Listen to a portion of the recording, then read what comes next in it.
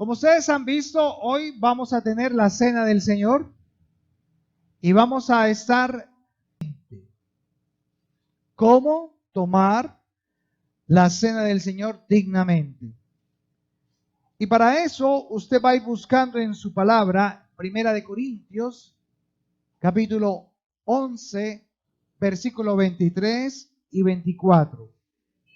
Primera carta a los Corintios, capítulo 11, versículo 23 y 24.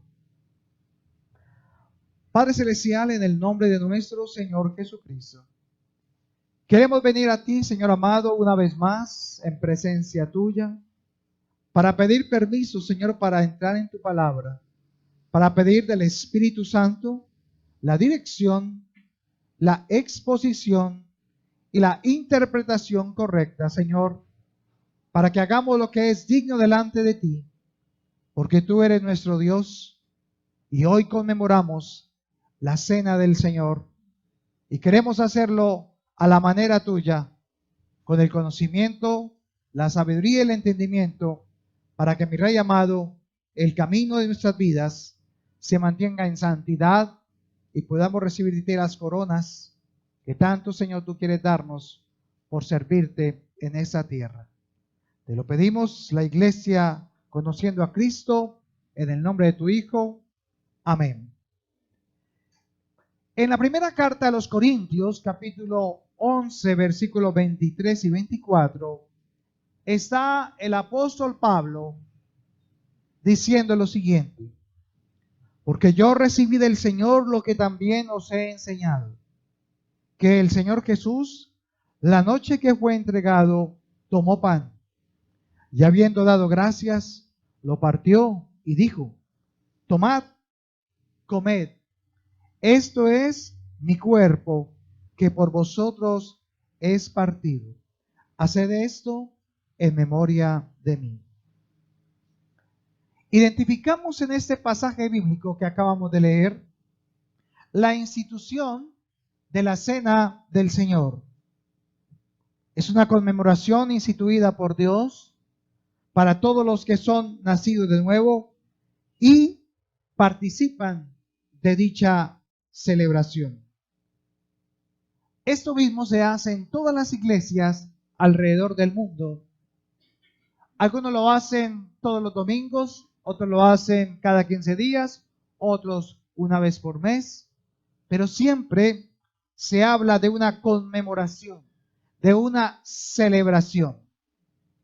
Lo que no se habla mucho es lo que está en el mismo capítulo 11, en el versículo 27 al 30. Versículo 27. De manera que cualquiera que comiere este pan o bebiere esta copa del Señor, ¿de qué forma? Indignamente, será culpado del cuerpo y de la sangre del Señor. Por tanto, pruébese cada uno a sí mismo y coma así del pan y beba de la copa. Porque el que come y bebe, ¿cómo? Indignamente, sin discernir. Eso es muy importante. Sin discernir el cuerpo del Señor, juicio come y bebe para sí. Por lo cual hay muchos que están, ¿qué? Enfermos. Escuche esto.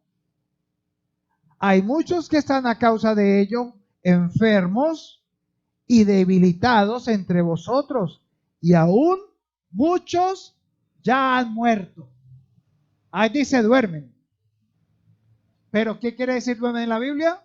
Los que han muerto en Cristo. Eran salvos, pero se murieron. ¿Y eso a causa de qué? De tomar la cena como indignamente. Esa parte casi no se dice.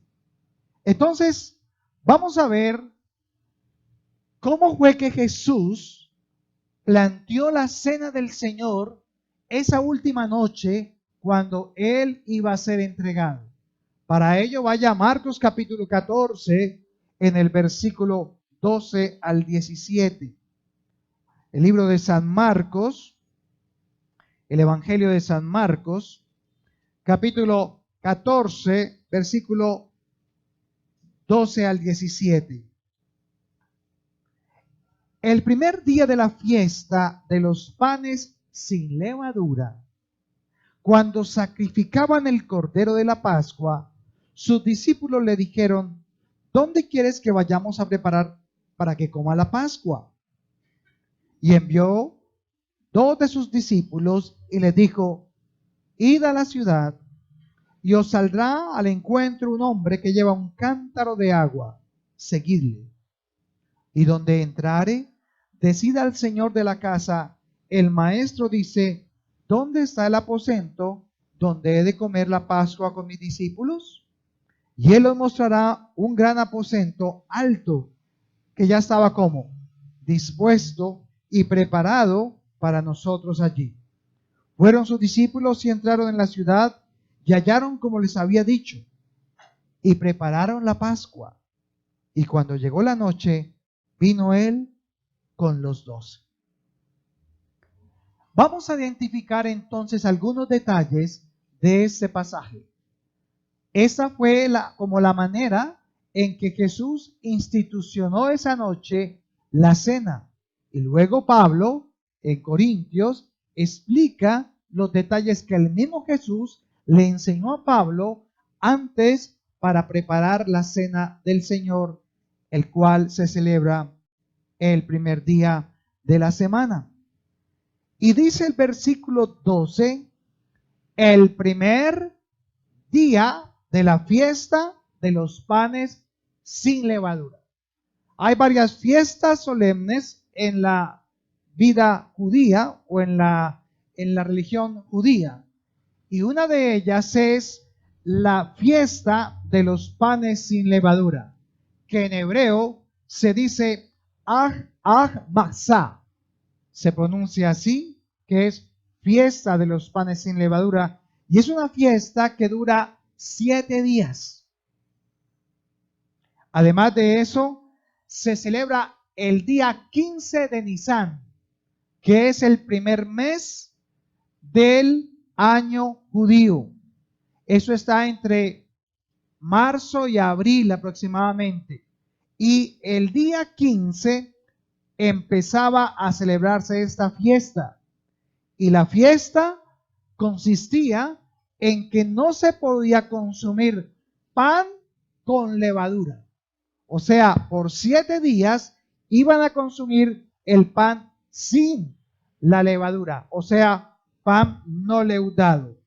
Y su significado consistía en que se recordaría cómo Dios los libró a ellos, a los israelitas, los hebreos, de Egipto. Eso es lo que es la fiesta de los panes sin levaduras. El día en que Egipto, Israel, después de 430 años, que era como esclavo, salen de Egipto a la libertad. 4 o 5 generaciones habían allí de israelitas y estaban esclavos en Egipto.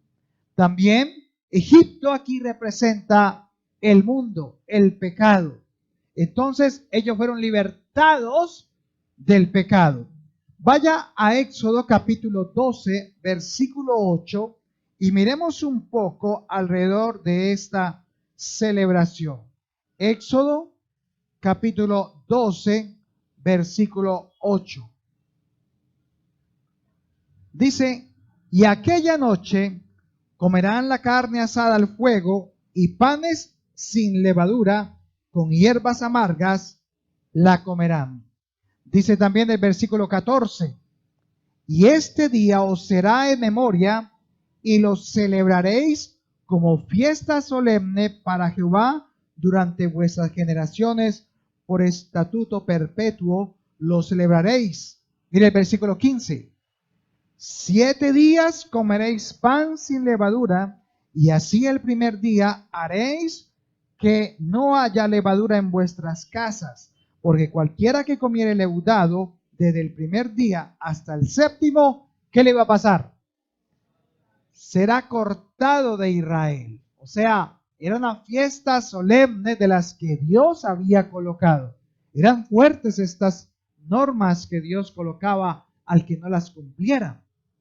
Pero lo bonito de eso es que el sentido espiritual de esta parte, de esta enseñanza que Dios quiere enseñar a su pueblo, consistía en recordar que en una misma noche Dios los salva de la muerte y los liberta hacia la tierra prometida. Recordar cómo ellos habían sido esclavos en Egipto, pero ahora son ¿qué? Libres. Entonces, la fiesta de los panes sin levadura era muy importante y se celebra cada año por parte de los judíos y significaba salir a la libertad de la esclavitud de Egipto, la cual representa el pecado. Pregunta del millón: ¿cuántos de acá fueron libertados del pecado por Cristo? Hemos sido libertados del pecado. También ahora nosotros espiritualmente hemos entrado a una nueva tierra, a la tierra prometida, a la tierra que Dios mismo nos ha prometido. Y la levadura representa el pecado. La levadura. ¿Para qué sirve la levadura en el pan? Se le aplica y, ¿cierto? Eso era lo que simbolizaba la levadura, el pecado.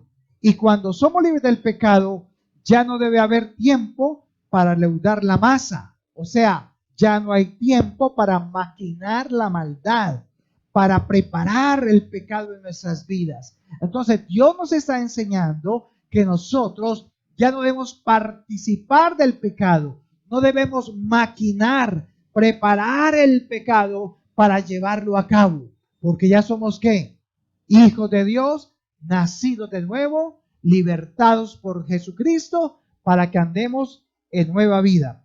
Ahora, así los israelitas tendrían 7 días, eran 7 días en los que no podían comer el pan leudado, y era con un propósito. ¿Por qué 7 días? Para reflexionar, para poder meditar y así poder entender en mi propia vida lo que yo había hecho y renunciar a eso.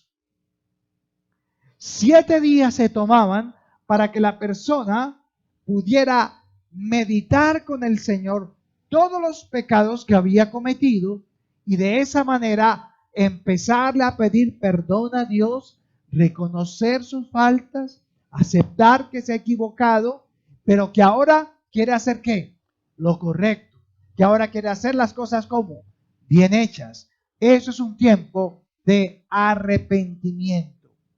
Entonces, era muy bonito esto porque de esa manera se demostraba que el pecado ya no manejaba, ya no manipulaba, ya no era el dueño de esa persona. Nosotros éramos esclavos del pecado. Él era nuestro amo. Pero cuando viene Cristo Jesús a nuestras vidas, ahora hemos sido libertados del pecado y salvos por Jesucristo. ¿Cuántos de aquí han sido salvos por Jesucristo? ¿Y cuántos son esclavos del pecado?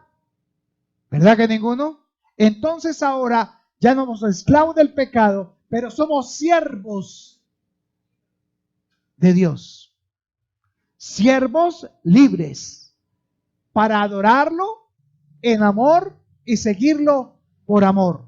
Vaya a Romanos 6, versículo 14. Y el apóstol Pablo expresa estas palabras, Romanos 6, versículo 12 al 14, para confirmarle a los hermanos de Roma que eran cristianos sobre cómo deberían portarse ahora que Cristo ya había pagado el precio por el pecado. Romanos capítulo 6, versículos 12 al 14. No reine, Romanos 6, 12. No reine pues el pecado en vuestro cuerpo mortal, de modo que lo obedezcáis en sus concupiscencias. O sea, el cuerpo le va a invitar a usted a ¿qué? A pecar. Pero acá dice que no reine ese pecado en su cuerpo. Dice el versículo 13, ni tampoco presentéis vuestros miembros al pecado como instrumentos de iniquidad, sino presentaos vosotros mismos a Dios como ¿qué? Como vivos de entre los muertos. ¿Cuántos estaban muertos? Todos. Pero ahora en Cristo estamos como vivos. Y vuestros miembros a Dios como instrumentos de justicia. ¿Por qué?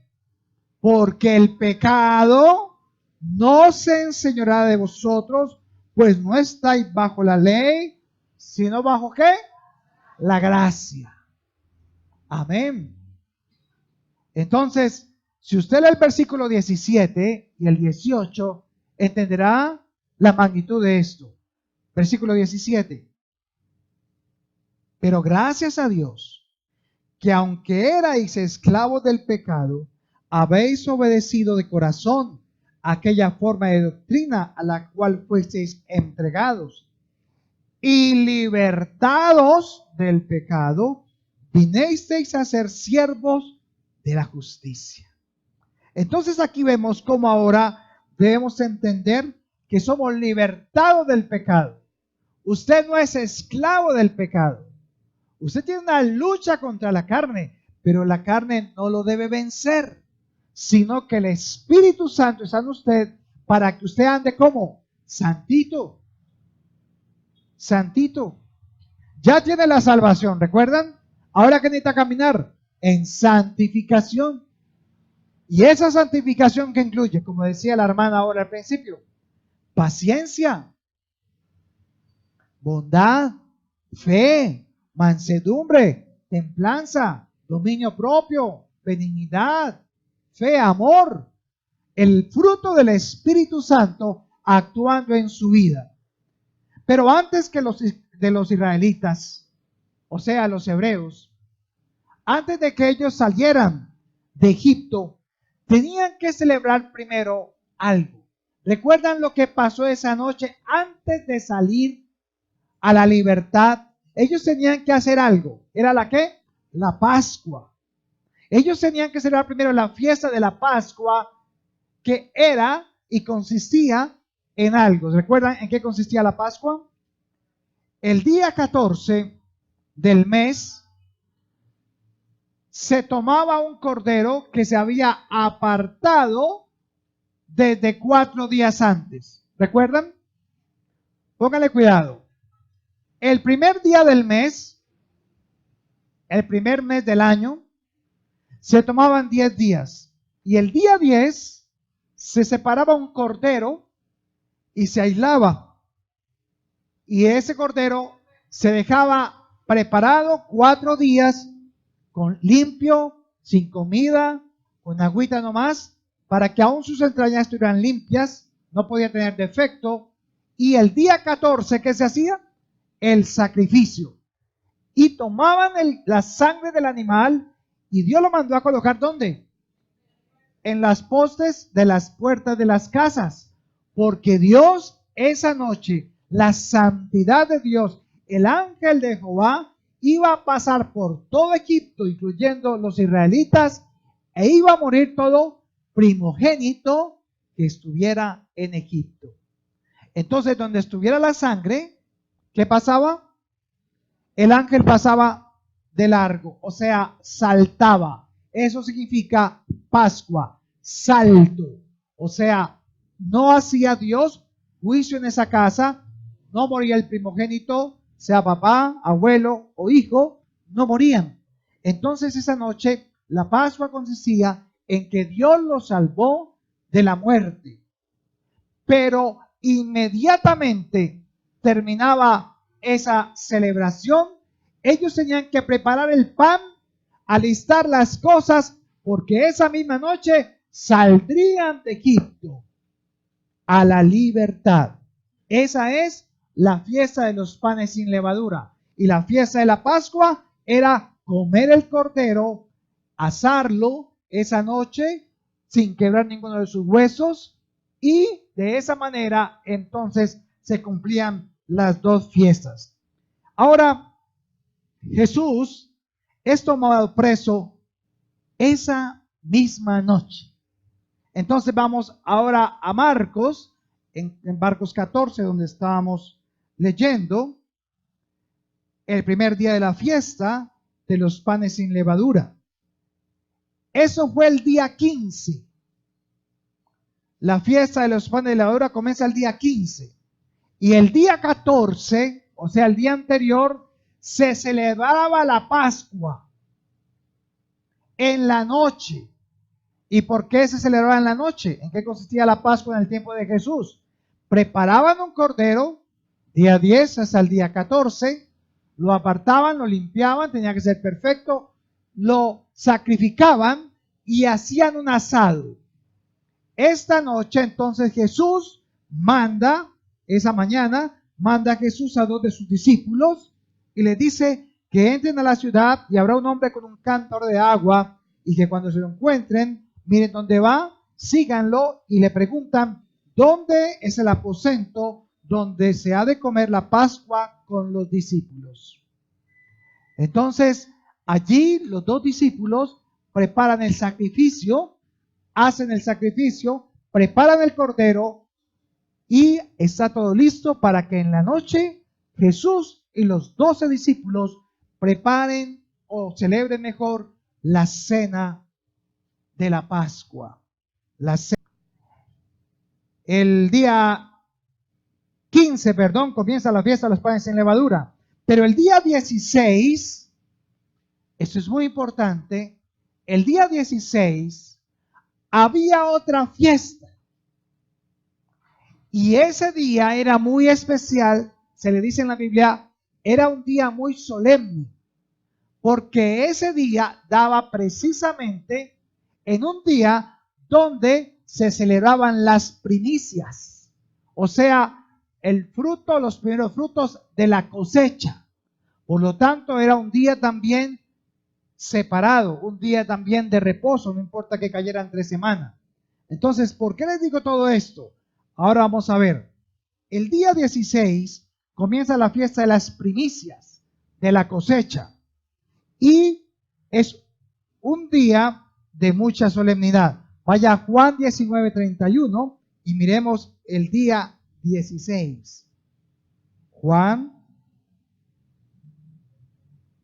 capítulo 19, versículo 31.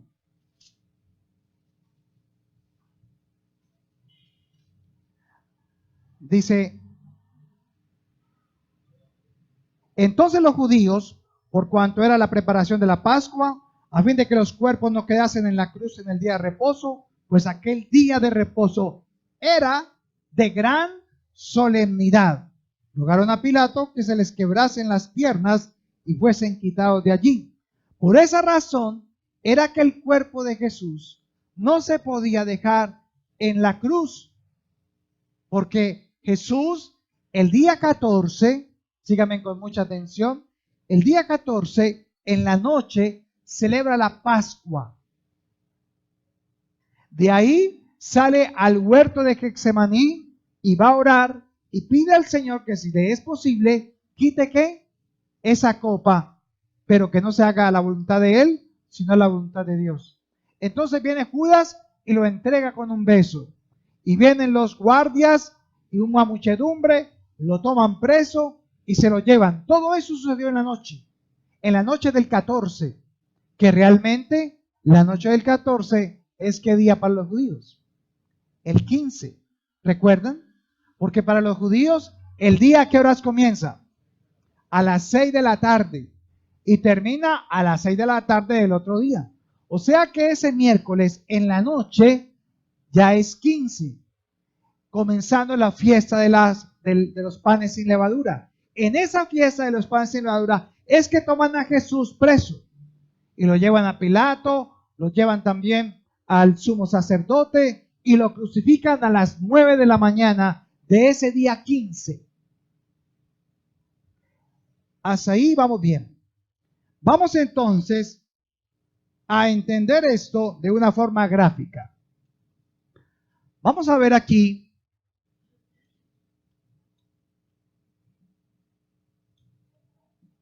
Me le da un clipcito ahí nomás. Vamos a ver aquí el mes de Nisan. Pongan mucha atención. El mes de Nisan. En este mes de Nisan es el primer día del mes. El día 10 apartaban ¿qué? El cordero.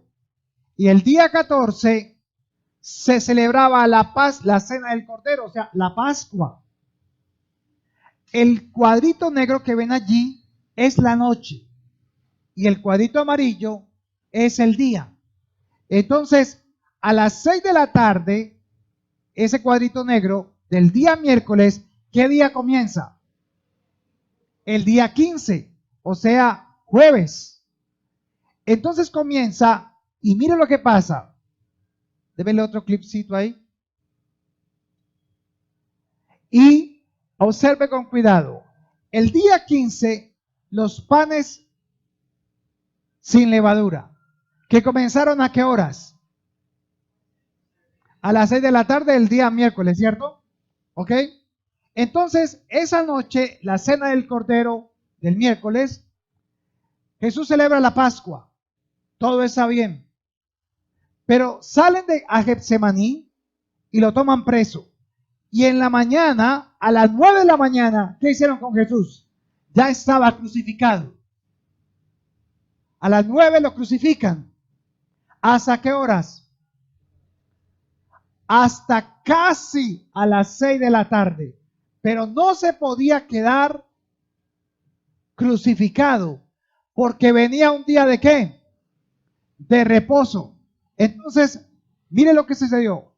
El día de reposo solemne, el día 16, comienza en la noche del jueves. ¿A qué horas? A las 6 de la tarde. Entonces, Nicodemo y José de Arimatea corren para bajar el cuerpo de Jesús antes de las 6, porque iba a comenzar un día de reposo. Y si era un día de reposo muy solemne, no se podía tocar el cuerpo, no se podía preparar nada. Se tendría que dejar ahí 3 días colgado en la cruz. Entonces ellos van y corren y lo que hacen es que lo sepultan ese mismo 15. Antes de las 6 queda sepultado Jesús. Luego entonces aparece el día 16 y el día 16 es la fiesta de las primicias. Por eso era un día de gran solemnidad. Ahora, las mujeres no pudieron preparar el cuerpo de Jesús por esa misma razón, porque era un día de gran solemnidad, era un día de reposo dentro de la semana. Ahora póngale cuidado, el día 17, devuélvase uno, eso, 17. El día 17, la noche, o sea, la primera parte del día 17, que es la noche, es un sábado. Entonces comienza ¿qué? El día de reposo de todas las semanas. O sea que ¿cuántos días de reposo han habido? 2. Por lo tanto, no se podía hacer nada esos 2 días. Y el sábado, entonces pasa todo el día de reposo. Y pongan atención. Y entonces llega el domingo. Puntico ahí. Y el domingo es el primer día de la semana. ¿Y cuándo resucita Jesús? El tercer día. El día domingo, que es el primer día de la semana. Entonces, ¿por qué les hablo esto? Vaya a Mateo 17, Mateo 12:40, perdón. Mateo 12:40. Todo lo que Dios ya había dicho se tenía que cumplir. Jesús lo confirmó. Pero recuerden lo que Jesús dijo en Mateo 12:40. Porque como estuvo Jonás en el vientre del gran pez 3 días y 3 noches, así estará el Hijo del Hombre en el corazón de la tierra 3 días y 3 noches. ¿Por qué es necesario explicar esto? ¿Y por qué lo hicimos de esta manera? Porque usted no puede seguir pensando que al tomar la cena, Jesús murió un viernes. Él murió un jueves. Y desde el miércoles fue la última cena. ¿Y por qué es importante? Porque si Él muere un viernes, ¿cuántas noches habrían? 2, hasta el domingo. Entonces, Él muere el jueves para que se pueda cumplir la palabra que dice que 3 noches y 3 días. Y Él dijo, el Hijo del Hombre tendrá que ser crucificado, morir, ser sepultado y al tercer día, ¿qué? Resucitar. Por eso el tercer día es domingo y Él resucita el domingo. Por lo tanto, nosotros venimos a la iglesia el domingo, los cristianos, venimos el domingo porque es el primer día de ¿qué? De la semana donde Jesús ¿qué? Resucitó. Entonces venimos a la iglesia el domingo para celebrar la resurrección de Jesús. ¿Quedó claro? Y si no quedó claro, pues de todas maneras, ahí le vamos a dejar el material para que lo estudien. Pero eso es muy importante, porque esto yo sé que más de uno no lo sabía. La importancia de que hay 2 días de reposo en esa misma semana a causa de las 3 fiestas que se están celebrando y que cayeron exactamente en esa semana donde se preparaba la Pascua. Ahora, ¿cuál es la importancia de este cuadro? Jesús cumple, aún muerto, toda la ley. Todo lo que estaba escrito de cómo tenía que morir y el tiempo que tenía que pasar. Entonces Jesús celebra la última Pascua, ese día 14.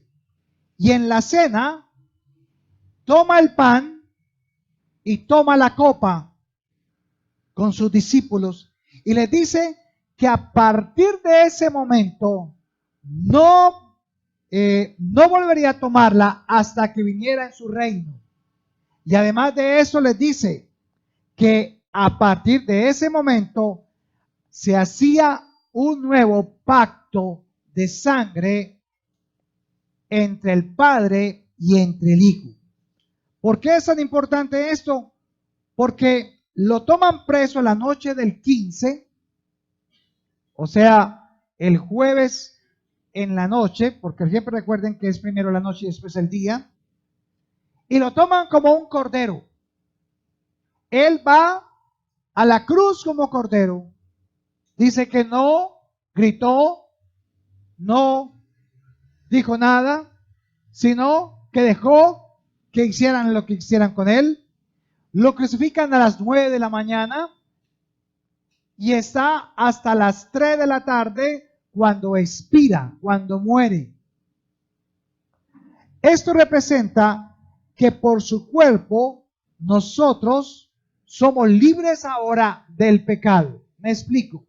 Si lo comparamos con la Pascua allá en Egipto, entonces el 14 los israelitas prepararon la Pascua, el cordero, lo comieron, lo asaron y colocaron la sangre en los postes. El ángel de Jehová viene, pero no los elimina, no los destruye, porque veía la sangre. ¿De quién? Del cordero. Entonces ahora, el mismo día 14, en la noche del 15, el jueves, Jesús es tomado, es crucificado y Él derrama su sangre. Entonces, primero es el cordero, pero después su sangre es totalmente expulsada de su cuerpo, donde está la vida, y esto significa que ahora a las 12 del día jueves, cuando es crucificado Jesús, de las 12 del día a las 3 de la tarde, ¿hubo qué? Oscuridad. ¿Y esa oscuridad qué representaba? El pecado del mundo. ¿Y ese pecado vino sobre quién? Sobre Jesús. Ahora, Él está cargando el pecado ¿de cuántos? De todos. Por lo tanto, nuestros pecados iban ahí. Y cuando Él muere, los pecados son enterrados junto con Él en la sepultura. Por lo tanto, nosotros, ¿cómo quedamos del pecado? Libres. Así como los israelitas, cuando salieron de Egipto, quedaron como libres. Todo era una representación de lo que Jesús iba a hacer espiritualmente por nosotros en la cruz del Calvario. Ahora no puede dejarse el cuerpo en la cruz por el día de reposo, porque era un día solemne. Entonces empieza el proceso de sepultura y Dios ve a su hijo, lo envía entonces con Nicodemo y con el José de Arimatea para que lo sepulten, y no pueden preparar el cuerpo por el día de reposo. El día domingo se levantan unas mujeres muy temprano en la madrugada. ¿Y qué van a hacer en la tumba de Jesús? Van a ir a prepararlo con las especias aromáticas para poder que quede embalsamado el cuerpo. Pero cuando ellas llegan, hay un ángel encima de la piedra, y ¿qué les dice? ¿Por qué buscáis a los vivos entre los muertos? Entonces ellas entran y ven que Jesús no está en el sepulcro, porque el ángel les dice, Él resucitó. Entonces Jesús resucita, esas mujeres van a prepararlos, pero no lo encuentran y salen corriendo a contarle a quiénes, a los discípulos. Algunos de ellos, Pedro y Juan, corrieron a la tumba para ver. Pedro dice que se maravilló al ver los lienzos, porque los lienzos no estaban, es como una momia envuelta ahí en el lienzo, y el cuerpo estaba ahí, pero el lienzo no estaba desenvuelto, sino que estaba entero. Solo estaba aparte la parte de la cabeza que se llama el sudario. Y el sudario no es una tela de 2-3 metros de ancha por 4. No, el sudario era algo de aproximadamente 60 centímetros por 50 que se colocaba en la cara del difunto. Por eso no todo lo que nos dicen por ahí es verdad. Y de esa manera entonces se dan cuenta que Jesús ha resucitado. Ahora nosotros por eso venimos a la fiesta de la iglesia el domingo, porque venimos a celebrar. Y ahora que participemos de la copa y del pan, estamos celebrando ¿qué? La resurrección, también la muerte, pero la resurrección de Jesús. Vaya a Mateo capítulo 26, versículo 26. Mateo capítulo 26, versículo 26. Vamos a ver entonces cómo se desarrolló esa cena, esa última cena, cuando Jesús estaba con los discípulos allá el día 14, ¿recuerdan? En la noche, o sea, comenzando la fiesta de los panes sin levadura. Versículo 26. Dice, y mientras comían, tomó Jesús el pan y lo bendijo y lo partió y dio a sus discípulos y dijo, tomad, comed, esto es mi cuerpo. En otras palabras, lo que Jesús hizo fue coger la arepa, se puede decir, el pan, y lo partió. Lo partió. ¿Ya? Lo partió. ¿Y qué dijo? Este es ¿qué? Mi cuerpo. Tomó el pan. Mientras comía, tomó Jesús el pan, bendijo y lo partió y dio a sus discípulos y dijo, tomad, comed, esto es mi cuerpo. Entonces, algo muy significativo es que el pan tenía que pasárselo cada uno y tenían que partirlo y comerlo. Partirlo y comerlo. Eso es muy importante. ¿Por qué? Porque si usted lee el versículo en Juan 6:35, Vaya a Juan 6:35, uno de los episodios más importantes de los evangelios es la cena del Señor. Por eso está en todos los evangelios. Juan capítulo 6, versículo 35. Mire lo que expresó Jesús. Jesús dijo, yo soy, ¿qué? Yo soy el pan. ¿Recuerdan? Yo soy el pan de vida. El que a mí viene nunca tendrá hambre. Y el que en mí cree no tendrá sed, ¿qué? Jamás. Ahora vaya al versículo 48 al 51. En el 48 volvió a decir, ¿yo soy qué? Yo soy el pan de vida. Vuestros padres comieron el maná en el desierto. ¿Y qué les pasó?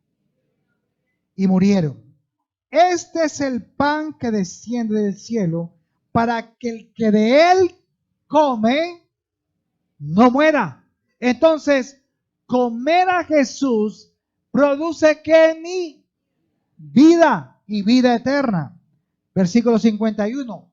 Yo soy el pan vivo que descendió del cielo. Si alguno comiere de este pan, vivirá temporalmente, para siempre. Y el pan que yo le daré es que mi carne, la cual yo daré por la vida del mundo.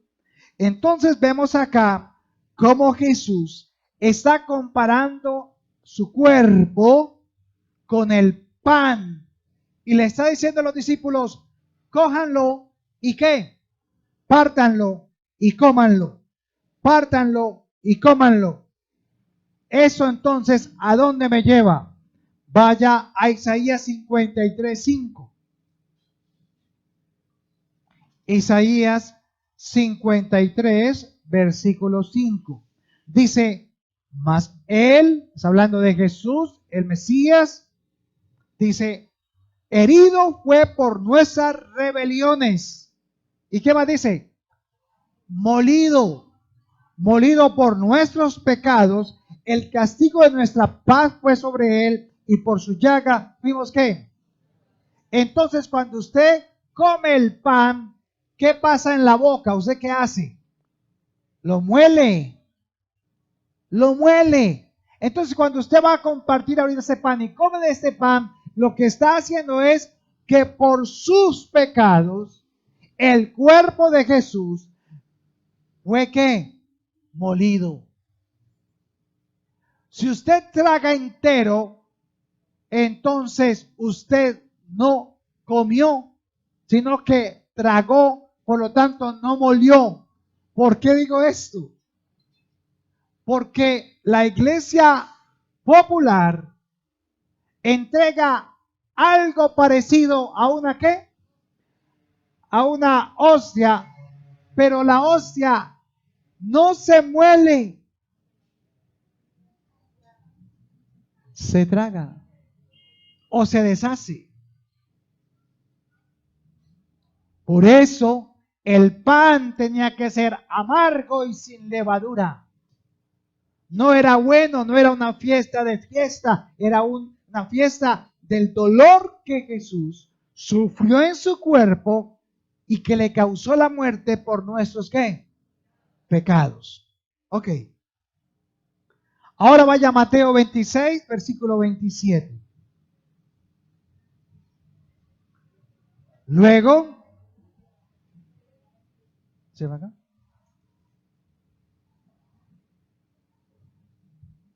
Luego, tomó la copa, dice el versículo 27. Y habiendo dado gracias, ¿qué hizo? Les dio, diciendo, bebed de ella todos. Acá repartimos una copita para cada uno por salud. Pero en ese tiempo, la copa era una para todos los 12.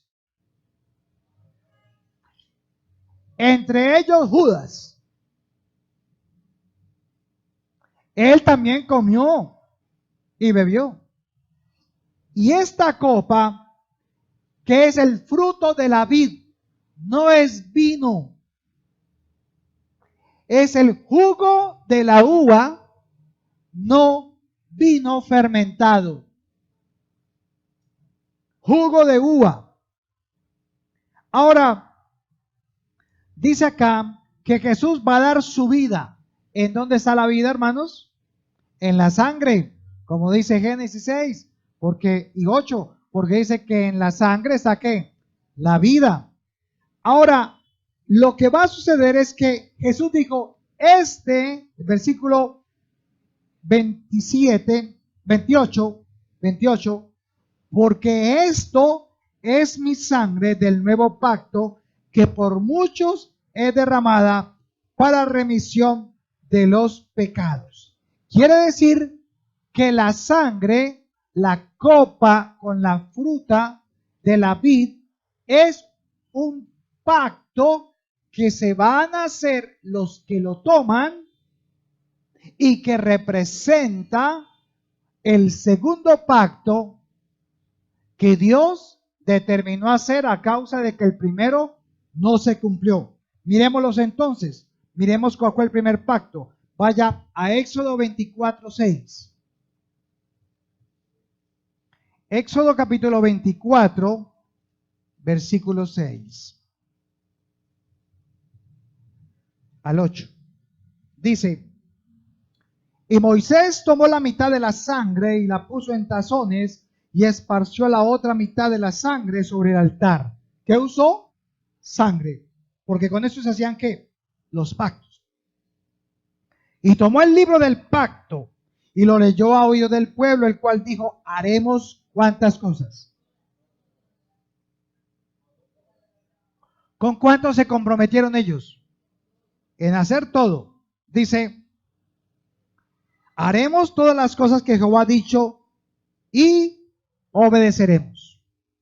Entonces Moisés tomó la sangre y roció sobre el pueblo, la roció sobre el pueblo y dijo, he aquí la sangre de ¿qué? Del pacto que Jehová ha hecho con vosotros sobre todas estas cosas.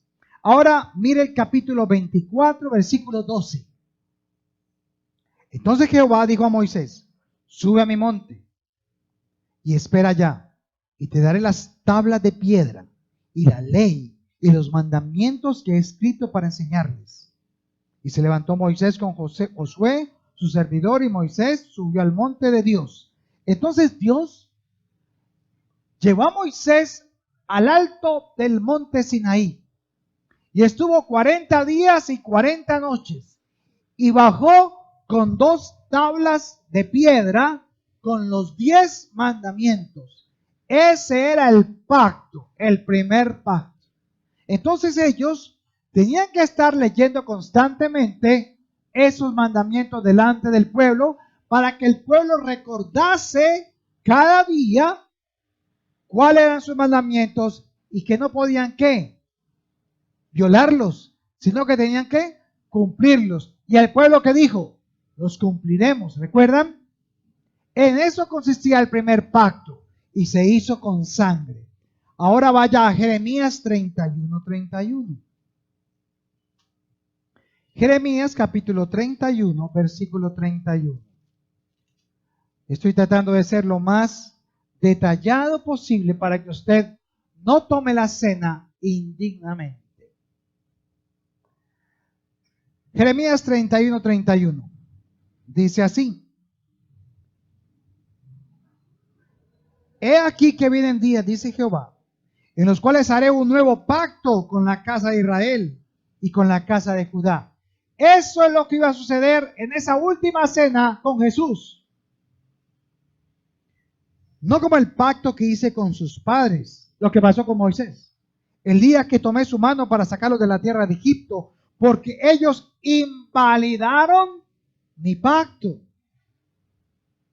Aunque fui yo un marido para ellos. O sea, Dios fue fiel, pero ellos no.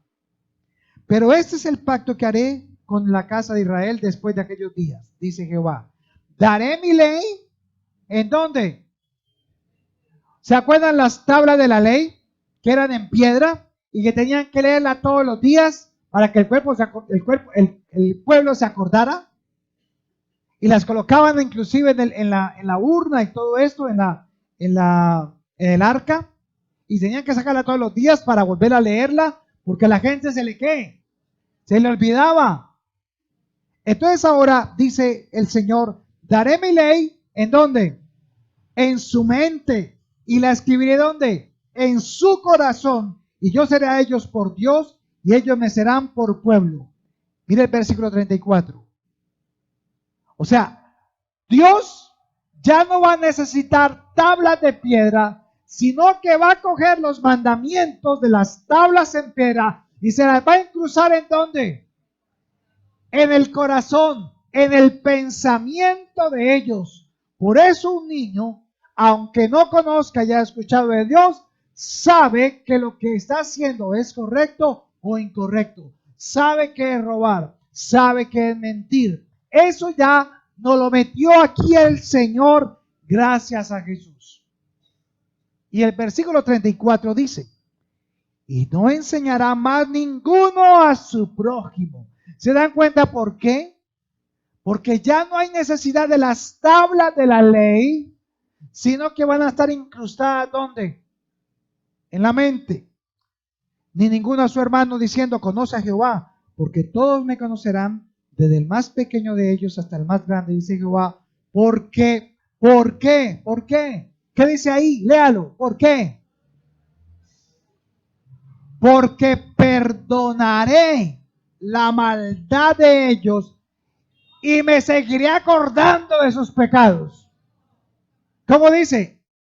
Y no me acordaré más de su pecado. Entonces, ¿qué es lo que Dios recuerda en usted todos los días? Lo que Él dice, lo que Él colocó, su ley, pero no le va a estar sacando en cara ¿qué? Los pecados. Entonces, ¿por qué sufre? Porque tiene remordimiento. Porque sabe que ha pecado.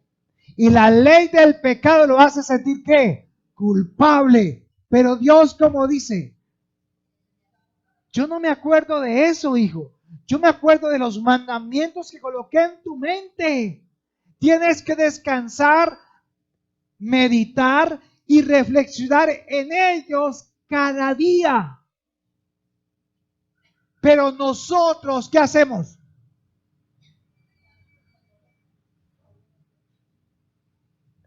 Y por eso usted no tiene una relación en santidad con Dios, porque usted cree que está ¿qué?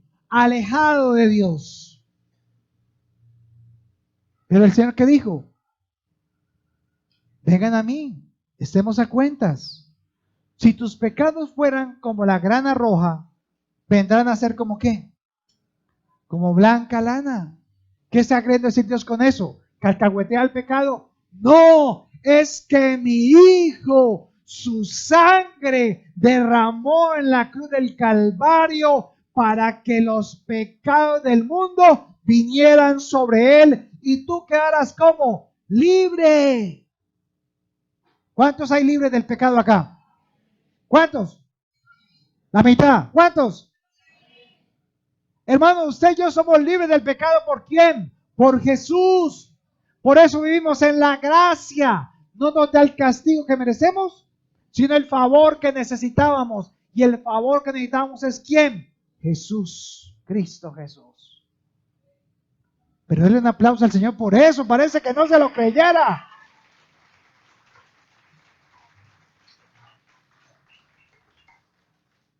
Ahora, al participar de este pan, voy a traer otro pedacito de pan acá.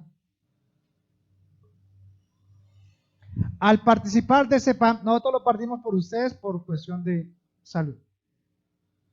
Al participar de este pan, estamos declarando que Él sufrió, fue golpeado, lacerado, molido, maltratado y muerto a causa de mis pecados. ¿Entendió? ¿Sí entendió? Entonces, vamos a hacer lo siguiente. Tenemos 10 minutos. Entonces, un minuto para que usted, por favor, cierre sus ojos. Los judíos tenían 7 días para reflexionar en todas las barbaridades que hicieron. Pero vamos a tener un minuto para que usted medite y reflexione en las cosas malas que hemos hecho. Por favor, hable con su Señor. A nadie le interesa lo que usted le está hablando al Señor. Hable con Él. Traiga a memoria todas las cosas que usted ha hecho malas, que usted sabe que delante de Dios estaban mal hechas. El haber sido altanero, agresivo, el haber sido mentirosa, el haber odiado, el haber querido que el otro sufriera más de lo que usted sufre, el hecho de haber robado, de haber cometido iniquidad, el hecho de haber sido ambiciosa y codiciosa o codicioso. Hable con su Señor y por favor reconozca su pecado. Señor, reconozco que he pecado. He hecho lo malo delante de ti. Reconozco que la lista es grande. Los judíos tenían 7 días para recordarlos todos, para purificarse.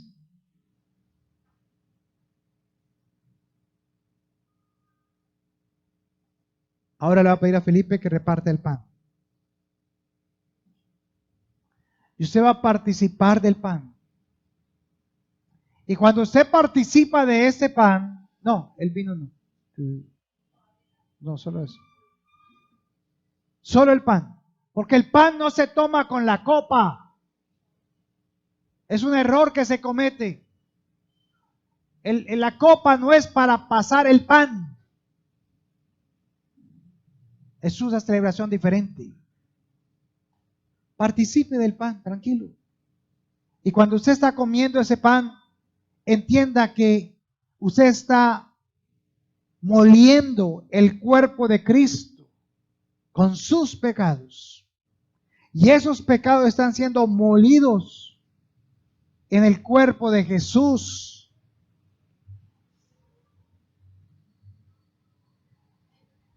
Y van a pasar por su cuerpo. Mastíquelo bien. No dejen ningún pecado por fuera. Para que no coma indignamente del nuevo pacto. Si usted ha sido rebelde, si usted ha sido una persona injuriosa, malediciente, si la rabia y el enojo han hecho que en su vida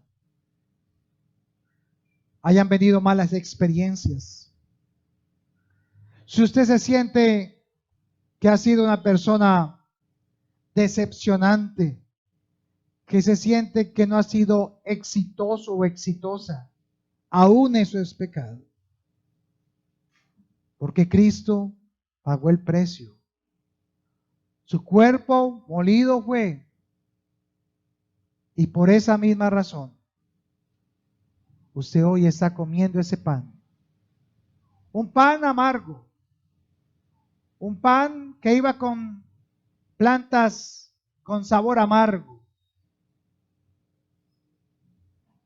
Y cuando usted lo pasa por su garganta, difícilmente pasa. Por eso es incómodo comerlo así. Porque se está digiriendo usted el pecado que le costó a Jesús la vida.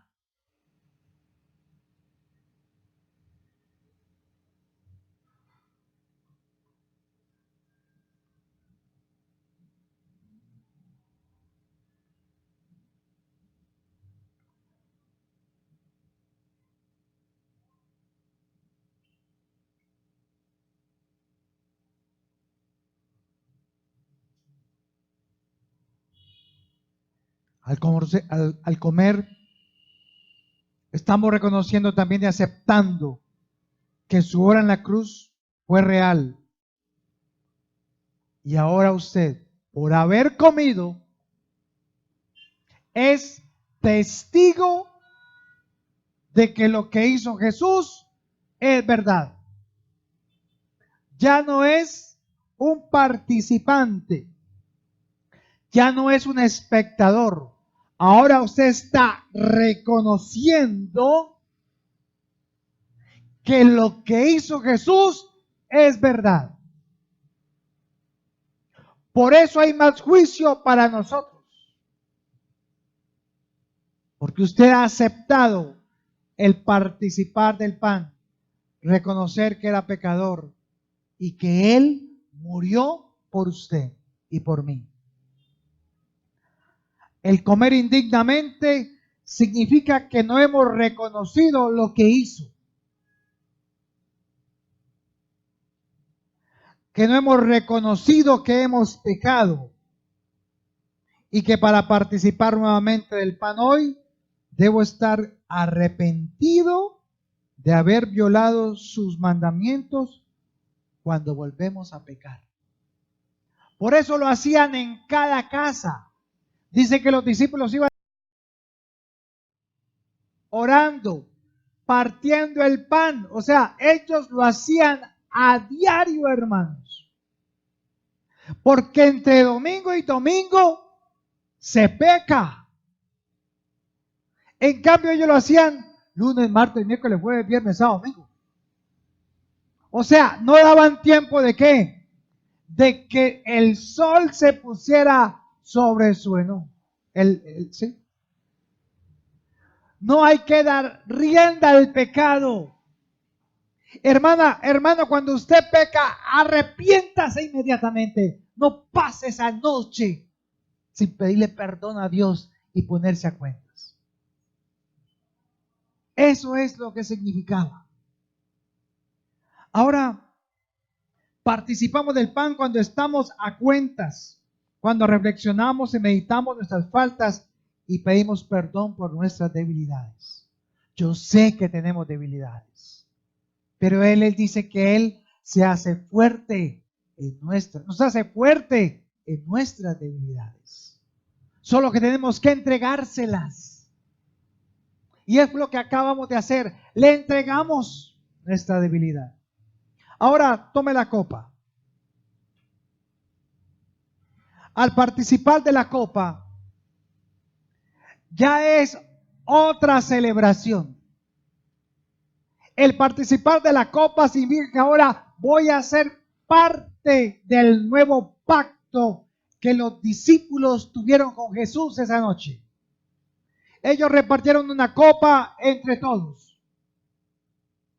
Y cuando toman la copa, están jurando que están de acuerdo y que aceptan ese nuevo pacto. Eso es lo que usted va a hacer al tomar la copa. Les va a saber un poquito fuerte. ¿Por qué? Porque tuvimos que conseguir un vino especial. La idea era que fuera más fuerte, pero no lo pudimos conseguir más fuerte, hermano.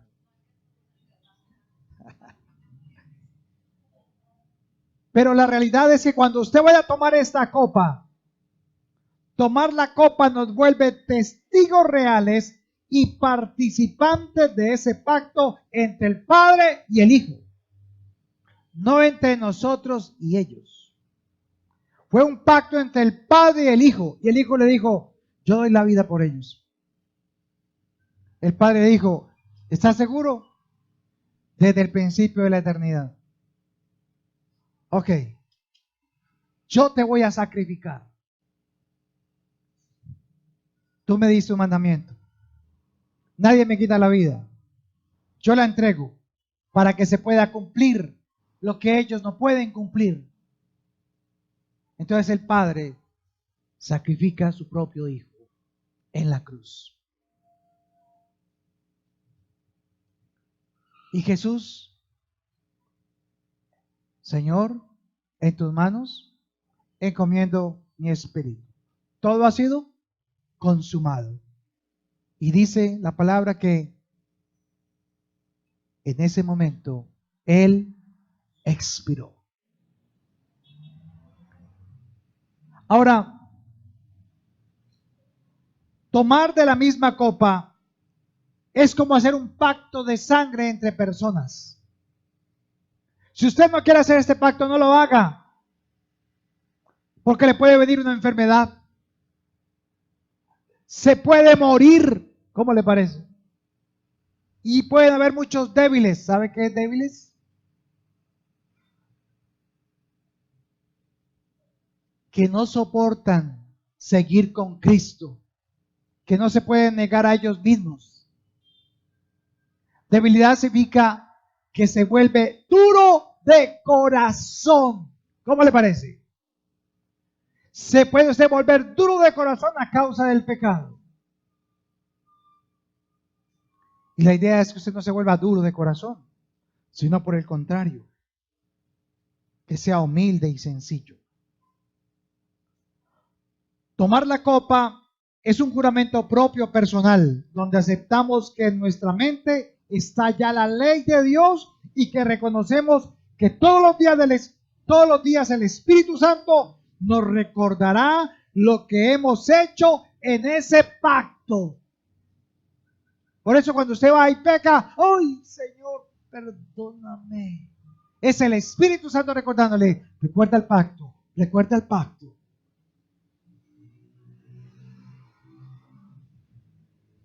Y si alguno ha pecado, abogado tenemos para con el Padre, a Jesucristo. Participe de la copa.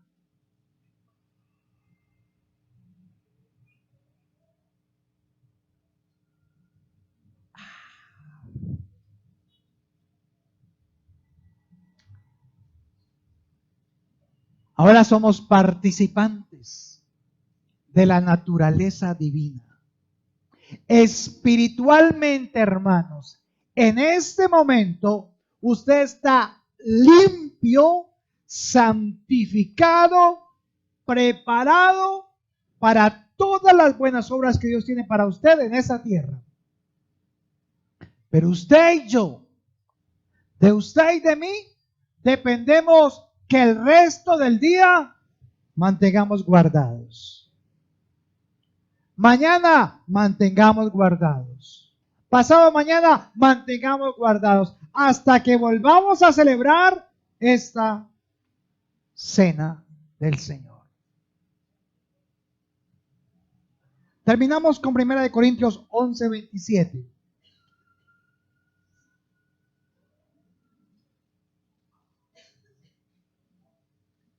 Primera de Corintios capítulo 11, versículo 27. De manera que cualquiera que comiere este pan o bebiere esta copa del Señor indignamente, será culpado del cuerpo y de la sangre del Señor. ¿Sabe? Si usted se muere en pecado, dice acá que será ¿qué? Culpado del cuerpo y de la sangre del Señor. Por eso les recomiendo que no espere a la mañana a ponerse al día con el Señor, sino que ¿cuándo debe hacerlo? Algunos dicen que en la noche. Yo le recomendaría ahí mismo. Ahí mismo. Si usted pegó un madrazo porque se le atravesaron en el carro o en la moto, más bien pida perdón ahí mismo. Porque el pecado hace que en nosotros se levante una raíz de amargura. Y la segunda vez que usted peca, lo dice peor. Y si no hace nada, la tercera lo hace peor. Es como con el trago. Usted prueba la primera, pero esa raíz de amargura que lleva por dentro, lo lleva ¿a qué? A tomarse la otra o el otro. Y vamos para la tercera botella. Y vamos para la cuarta botella. Y usted no puede detenerse. Ahí se va a dar cuenta usted si es esclavo del pecado todavía, fue siervo de Jesucristo. Porque aún es ¿a qué? Dominado. Entonces dice el versículo 31, para terminar, mire lo bonito. Si pues nos examinásemos a nosotros mismos, no seríamos juzgados. Mas siendo juzgados, somos castigados por el Señor para que no seamos condenados con el mundo. Así que, hermanos míos, cuando os reunís a comer, esperaos unos a otros. ¿Sabe cuál es el problema de la iglesia de Corinto cuando Pablo les manda esta carta? Estos hermanitos en la fe eran adúlteros, fornicarios, mentirosos, estafadores y estaban en la iglesia y hasta se acostaban con la mamá y con el hijo y todo eso. Y cuando había cena, eran unos banquetes de comida grandes y se venían era a comer y a tragar y a tomar vino. Por eso le dice Pablo todas esas recomendaciones, el que come indignamente. Pero nosotros no somos como ellos. Porque hemos reconocido la obra de nuestro Señor.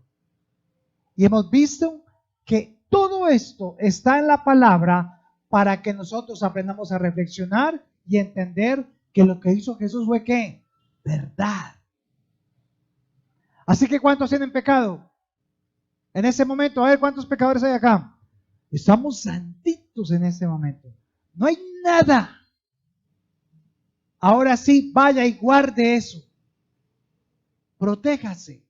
No caiga en el pecado. No deje que se aire su vida. No deje que se dañe la relación que hoy tenemos con el Señor. ¿Oramos? Amado Padre Celestial, queremos darte